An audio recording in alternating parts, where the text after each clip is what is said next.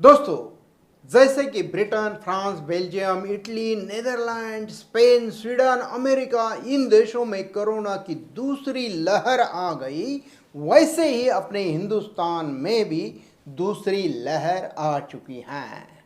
क्या पहली लहर ज्यादा खतरनाक थी या दूसरी? दूसरी लहर से कैसे निपटा जाए, यह जानना चाहते हैं तो इस वीडियो को अंत तक देखें। क्या फर्क है? क्या फर्क है इन दोनों लहरों में? पहला, एज ग्रुप।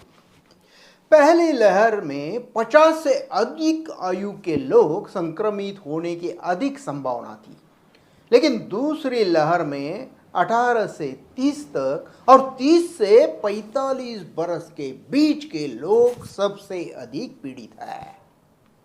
तो यारो, ये तो दूसरी लहर यंगस्टर्स पे ज्यादा हमला कर रही है। यह बात तो अपने लिए और अपने देश के लिए ज्यादा खतरनाक है। दूसरा, इंक्यूबेशन पीरियड यानी कि संक्रमण काल।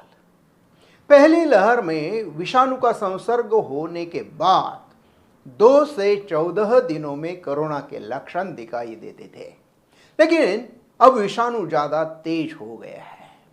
यह 1, 2 से 6 दिनों तक कम हुआ है, लेकिन कुछ पेशेंट में 14 दिनों से भी अधिक देखा गया है। तीसरा, स्प्रेडिंग रेट।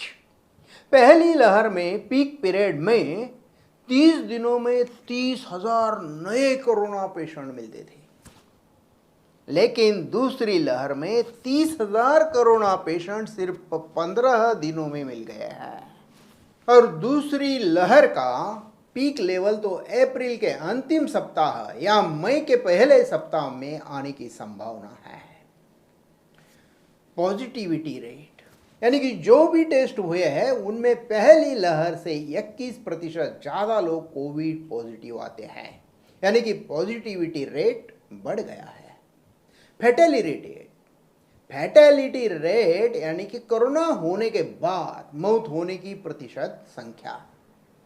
गौर की बात यह है कि अपने देश में पहली लहर में दुनिया से सबसे कम 1.37% फैटेलिटी रेट था। हालांकि दूसरी लहर के आंकड़े अभी उपलब्ध नहीं है, लेकिन संख्या बढ़ने की संभावना है। Active cases in India. पहली लहर में महाराष्ट्र, कर्नाटक, केरल, तमिलनाडु, आंध्र प्रदेश, उत्तर प्रदेश और पश्चिम बंगाल में लहर का प्रभाव अधिक मात्रा में था। अभी दूसरी लहर में महाराष्ट्र ने अपना स्थान बनाया रखा है। महाराष्ट्र पहले नंबर पे ही है। इसके अलावा गुजरात, पंजाब, केरल, दिल्ली, छत्तीसगढ़ में ज्यादा केसेस मिल रहे हैं। Vaccine effect. अपने देश में कोवैक्सीन और कोविशील्ड अभी तक 1 करोड़ से ज्यादा लोगों को दी गई है। इसका प्रभाव हुआ ही है, इसलिए तो दूसरी लहर में मेडिकल फील्ड वर्कर, पुलिस और 60 साल के अधिक उम्र के वरिष्ठ नागरिक कम बीमार दिखाई देते हैं। और कोविड से बीमार हुए तो उनमें लक्षण कम मात्रा में दिखाई देते हैं। Cautions and precaution.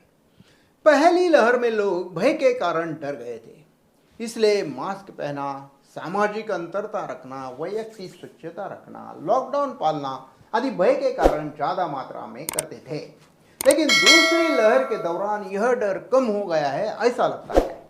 इसी कारण दूसरी लहर तेजी से बढ़ रही है। Mutations and variants. पहली लहर में जो कोरोना वायरस था उसका नया स्ट्रेन अभी दूसरी लहर में दिखाई दे रहा है। वायरस का प्रजनन होता है। जब भी प्रजनन होता है तो कॉपी टू कॉपी नया वायरस नहीं बनता। उनकी रचना में, केमिस्ट्री में, डीएनए में कुछ बदलाव होते हैं। इस बदलाव को म्यूटेशंस कहते हैं और यह जो नया वायरस बनता है उसको मदर वायरस का वेरिएंट बोला जाता है। B.1.617, B.1.36 जैसे नए वायरस दक्षिण अफ्रीका, ब्रिटेन और ब्राजील से भारत में आ गया है। यह तो पहले से ज़्यादा तेज है, ज़्यादा डेंजर है, खतरनाक है। Science and symptoms. कोविड पहले लहर में सर्दी, जुकाम, गले में खिंचखिच, खांसी, सांस लगना, यह रेस्पिरेटरी सिम्टम्स शुरू से ही दिखते थे। दूसरी लहर में यह लक्षण शुरू में कभी कभी दिखाई देते हैं तो कभी कभी दिखाई नहीं देते। कुछ मरीजों में 5-6 दिन के बाद ये लक्षण दिखाई देते हैं। पहली लहर में बुखार अधिक मात्रा में आता था, अभी कुछ मरीजों में बुखार नहीं आता या हल्का सा आता है या कभी कभी तो तेज भी होता है। पेट में दर्द तो दूसरी लहर का लक्षण है जो पहली लहर में नहीं था। दस्त होना भी तो दूसरी लहर का लक्षण है जो पहली लहर में ज्यादातर नहीं था। बदन दर्द दोनों भी लहर में थे लेकिन दूसरी लहर में ज्यादा है। जोड़ों के दर्द का भी हाल बदन दर्द जैसा है। दूसरी लहर में चक्कर आना यह एक लक्षण ज्यादा दिखाई देता है।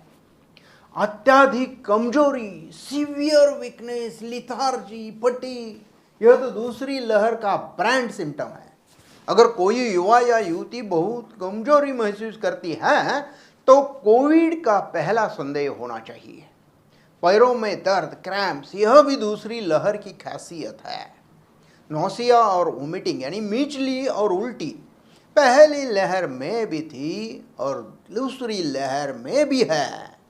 आंख का दाह या सूजन, कंजंक्टिवाइटिस दूसरी लहर में दिखाई देता है।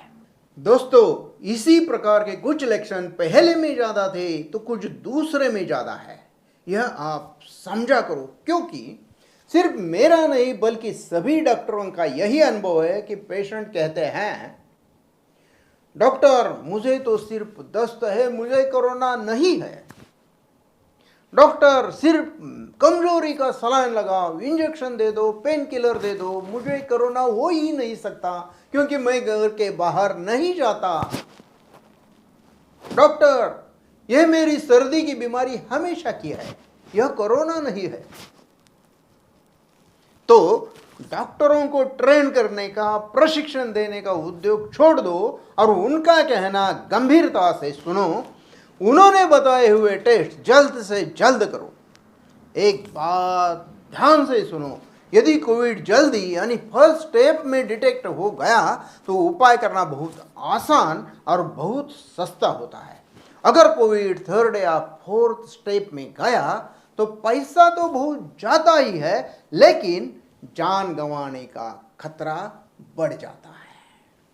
टेस्ट पहली लहर में जो RAT rapid antigen test, RT-PCR reverse transcriptase polymerase chain reaction, HRCT thorax, यह टेस्ट रोग का निदान करते हैं। ये वही टेस्ट है दूसरी लहर में भी किए जाते हैं। पहली लहर में RT-PCR का टेस्ट रिपोर्ट 24 घंटे के अंदर आता था। अब दूसरी लहर में लोड ज्यादा होने के कारण 4-5 दिन भी लगते हैं। आशा है कि लोड कम हो जाएगा। अन्य लेबोरेटरी टेस्ट जैसे कि CBC, ASR, BSL-D dimer, ferritin जो भी थे वही टेस्ट रोग की स्टेज जानने के लिए करते थे, उसमें कोई बदलाव नहीं हुआ है। प्रिवेंटिव मेडिसिन्स पहली लहर में जो SCQS में हाइड्रोक्सी क्लोरोक्विन कोरोना के रोकने के लिए देते थे वो अभी नहीं देते, वो तो नाकामयाब साबित हुआ है। लेकिन इवर्मेक्टिन अच्छा काम करता है। उसके साथ में vitamin A, B, C, D, E सब विटामिन लेना आवश्यक है। इम्यूनिटी बढ़ाने के लिए यह काम आता है। ट्रीटमेंट पहली लहर में और दूसरी लहर के ट्रीटमेंट में ज़्यादातर बदलाव नहीं हुए हैं, फिर भी डॉक्टरों का अनुभव ज़्यादा होने से कॉन्फिडेंस बहुत बढ़ गया है। रेमडेसिविर अच्छा काम करता है। जो चिकित्सक ICU में काम करते हैं उनका यही अनुभव है। गंभीर मरीजों में रेमडेसिविर 5 दिन से ज़्यादा दिन भी देना पड़ता है। कॉम्प्लिकेशंस पहली लहर में फेफड़ों को सूजन आना, निमोनिया होना, ARDS में जाना, ऐसे कॉम्प्लिकेशन ज़्यादातर दूसरे सप्ताह में दिखते थे। लेकिन इस लहर में यह कॉम्प्लिकेशंस कुछ मरीजों में दूसरे तीसरे दिन भी दिखाई देते हैं। कोविड अभी तेज रफ्तार भाग रहा है, दौड़ रहा है। पहली लहर में ज्येष्ठ नागरिक और कोमॉर्बिड में निमोनिया जैसे कॉम्प्लिकेशंस दिखते थे, मगर अभी युवाओं में भी यह कॉम्प्लिकेशंस दिखने लगे हैं। मॉर्बिडिटी, अस्वास्थ्यता या अपंगता, इस लहर में लंग फाइब्रोसिस जैसी मॉर्बिडिटी ज्यादा होने की संभावना है। मॉर्टेलिटी यानी कि मृत्यु दर 1.37 से बढ़कर ज्यादा हो सकता है।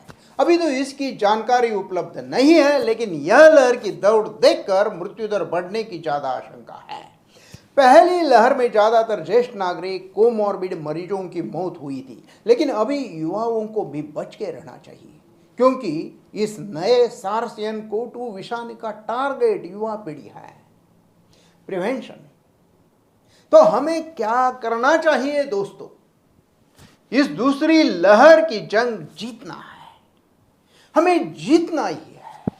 मैंने इतने सारे बदलाव बताए, लेकिन एक चीज वही है, और वह यह है कि prevention is always better than cure, यानी कि कोविड होने के बाद इलाज करने से बेहतर है उसको रोकना।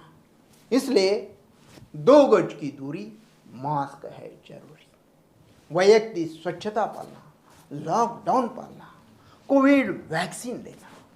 ओके, बेस्ट ऑफ लक दोस्तों। यह वीडियो आपको जरूर पसंद आया होगा। Happy life by doctor Manohar ससानी।